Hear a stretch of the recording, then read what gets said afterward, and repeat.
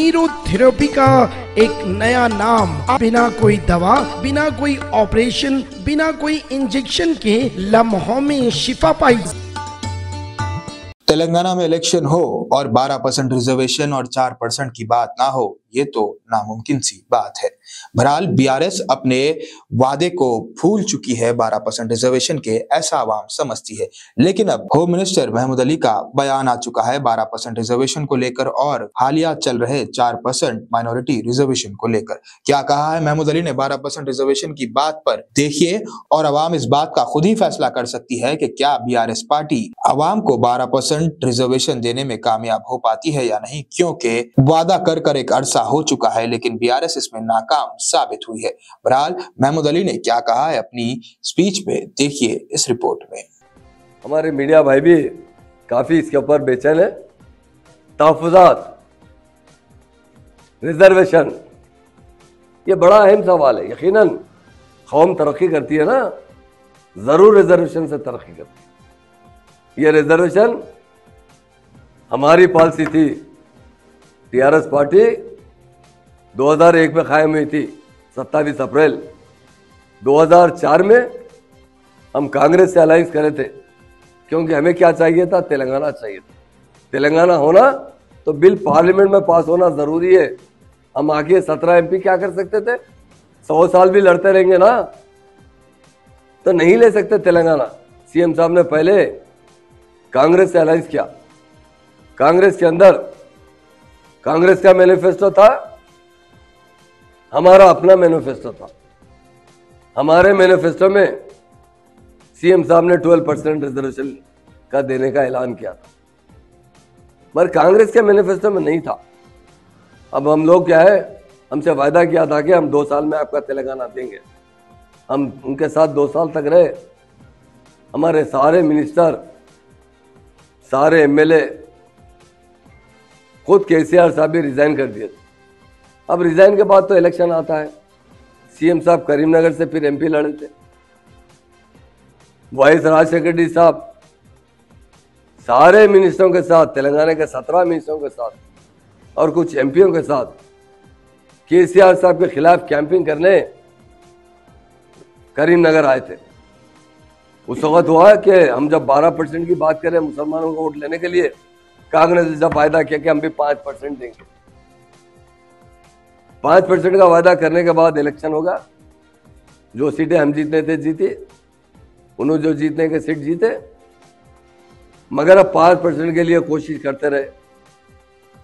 उसके बाद वो बोले कि नहीं 5% देंगे, 4% देंगे। मैं एक बात पूछना चाहता हूं, कल ने बीजेपी ने ऐलान किया ये सुप्रीम कोर्ट से जो स्टे है ना, हम हटा के 4% रिजर्वेशन भी बर्खास्त करवा देंगे। वो तो सही है, बीजेपी का एजेंडा है। मैं एक बात पूछना चाहता हूं, क्योंकि हमारे मीडिया जो इंटेलेक्चुअल होते हैं ना, वो सारे पार्टियों से बात करते हैं, सारे लीडरों से बात करते हैं। हमने क्या किया 12% के लिए? हमारी हुकूमत आई, हम सुधीर कमेटी बिठाई।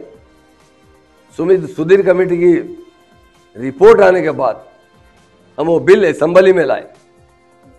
असेंबली के बाद वो बिल पास करने के बाद काउंसिल में पास करें, उसके बाद गवर्नर से अप्रूवल लिए, वो पार्लियामेंट को मोदी साहब को प्राइम मिनिस्टर को भेजाए। मगर हमको यकीन था कि, और हमको उस वक्त नहीं मालूम था 2004 में कि हम जब पावर में, पहले तो हमको पावर में आना ही नहीं मालूम था। हमको एक ही मालूम था, हमारा तेलंगाना हम लेना है। जब कांग्रेस पावर में आई, डेफिनेट 2004 से 14 तक, हम उसके लिए भी अप्रिशिएट करें। आप दीजिए 5%। क्यों वो लोग असेंबली में नहीं लाए? क्यों काउंसिल से पास नहीं करवाए? क्यों गवर्नर से अप्रूवल नहीं लिए? अगर उनकी दिल्ली में भी उनकी हुकूमत थी, गली में भी उनकी हुकूमत थी, अगर वो 5% भी पार्लियामेंट में पास कर देते ना। इसलिए मैं कहता हूं कि इंसान की नीयत अच्छी होना चाहिए। 5% भी असल में पास कर देते ना, अल्लाह का शुक्र है 4% से भी फायदा हुआ। मैं नहीं होता हूं। अगर 5% असेंबली में पास कर देते, वो रिजर्वेशन लाइफ लॉन्ग के लिए हो जाता। कुछ दिन पहले पार्लियामेंट में केस आया था, सीएम साहब ने खुद मुझसे बात की, मुझे कहा महमूद भाई ये रिजर्वेशन किसी तरह कायम रहना चाहिए। मैंने सुप्रीम कोर्ट के बड़े बड़े वकीलों से बात किया, सीएम साहब ने कहा 1 से 10 वकील लगाइए, 100 करोड़ भी खर्चा होते ना, ये रिजर्वेशन बर्खास्त नहीं होना चाहिए, कायम रहना चाहिए। ये कहने वाला कोई लीडर है तो वो केसीआर है। और आज हमको कहते हैं कि हम 12% कैसा देंगे। आप जानते हैं, आप 5% भी हमारे दबाव पे दिए हैं। अगर टीआरएस पार्टी नहीं बनती ना, मुसलमान रिजर्वेशन नहीं देते थे मुसलमानों को। हमारी दबाव पे आकर वो 4% का रिजर्वेशन बिल पास असेंबली में नहीं पास किया, काउंसिल में पास नहीं किया, जियो पास किया गया। जियो को किसी ने चैलेंज किया, आज सुप्रीम कोर्ट में मसला अटका हुआ है। और हम आज पूछना चाहता हूं ना भाई, आज भी डिक्लेयर कर सकते हैं ना 12%। आप 6 पॉइंट बता रहे हैं, 8 पॉइंट बता रहे हैं, 10% बता रहे हैं, अलग बात है। आप रिजर्वेशन देना मुसलमान से हम तायद करते हैं। आज राहुल गांधी साहब डिक्लेयर कीजिए, मैं इमीडिएट हमारी सेंटर में गवर्नमेंट आएंगे, हम जरूर 12% रिजर्वेशन देंगे। और एक बात बताना चाहता हूं मैं, हम फ्यूचर में कभी भी मर जाएंगे मगर बीजेपी से अलायंस नहीं करेंगे। हम वो पार्टी से अलायंस करेंगे जो सेकुलर होगी। बहुत बताएगा 2024 के अंदर कौन सी पार्टी हिंदुस्तान में मेजॉरिटी लेकर आएगी या थोड़ी बहुत कम ज़्यादा हमारी सपोर्ट से बन सकती है। तो हम 100% सेकुलर पार्टी को सपोर्ट करेंगे। और जब ये एजेंडे में रखेंगे कि हमने 12% का वायदा किया था, इसका बिल पास कीजिए। अगर कोई एतराज़ करते तो 1-2% कम ज़्यादा पे मान लेंगे, मगर मुसलमान को 4 से 8, 10, 12% तक पूरा हक दिलाने के लिए हम मुकम्मल कोशिश करेंगे।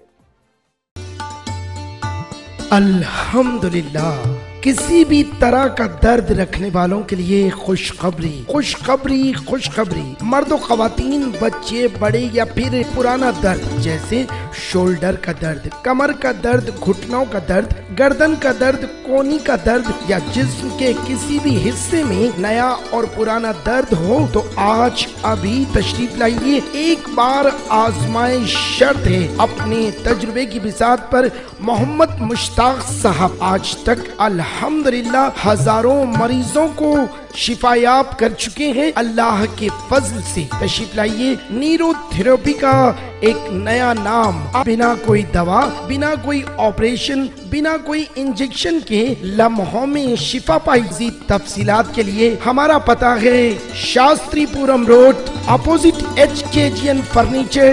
कांटेक्ट कीजिए 7995273604।